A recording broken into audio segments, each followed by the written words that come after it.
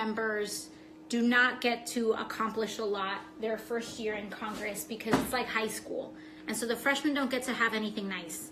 It's really hard to get your name on a bill. Sometimes you will introduce a bill, send it to committee, and especially if it's another committee, the person or whoever's senior on the bill will take your name off the bill, or they will put their name on your bill and you kind of like get scooted to a co-sponsor, a co-author, whatever, just because they can take your lunch money, pretty much.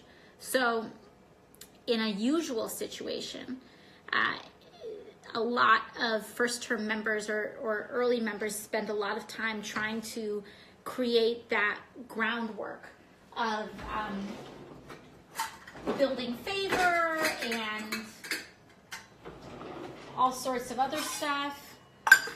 And to a certain extent, like you do need to do some of that, but I think that we can be way more effective early on because we've been backed by a movement. And so it's not, I did not, for those of you who don't know, I didn't run my campaign based on me. I didn't run my campaign saying, vote for me because I'm the best person alive, vote for me because XYZ. I didn't run a credential, like it wasn't a campaign based on credentials or a resume. It was a campaign based on values, campaign based on issues. Oh, I'm understanding so much more now. Okay, hold on, this got messed up. I did not realize this coconut milk needed to be like stirred up like this. I ran my campaign based on issues. And as a result, we created a movement-based campaign. And movement-based campaigns are very powerful because they're issue-focused. Anyone can run an issue-based campaign. You can run an issue-based campaign. And if you make your campaign less about you and more about the issues impacting the community that you seek to serve, I think it's extremely effective and the best way to go about it. What the heck is going on with this? I'm gonna whisk this coconut milk. So anyways, I think as a result of running a campaign like that, we've really built a movement. And what is a movement? A movement is a broad-based coalition of people who are coming together to pass a bold, ambitious agenda and cause. And I believe that we are a part of the movement for social, economic, and racial justice in the United States. I believe that we're part of a movement that says we can't have health care without getting criminal justice reform, without making sure that every child has access to a college education, no matter how much money their parents make, or a vocational school, if they choose it.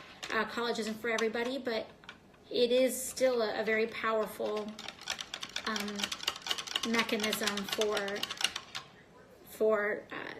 social and economic mobility.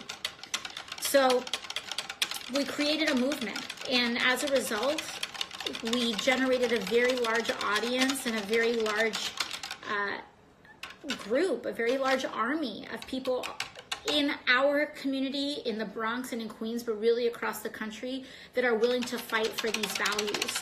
And that's way, way, way more powerful than any one person or any one candidate. And so I think that if I had to choose, on how I can effectively work in my first term, it would be to shape the national conversation and to frame the debate. And we've already demonstrated a capacity to do that. We've demonstrated a capacity to shape the national narrative. We have the capacity to draw attention to certain issues that most people are not able to direct attention to. For so long, people said that it's not profitable or it's not possible to talk about climate change in a compelling way. We were able to change that, and we reframed the entire debate. So now, basically, because we are fighting for such an ambitious agenda, Republicans are now proposing legislation that looks a lot like what Obama was trying to pass not too long ago. And so we are moving the Republican Party left. And we are moving, and I mean, again, I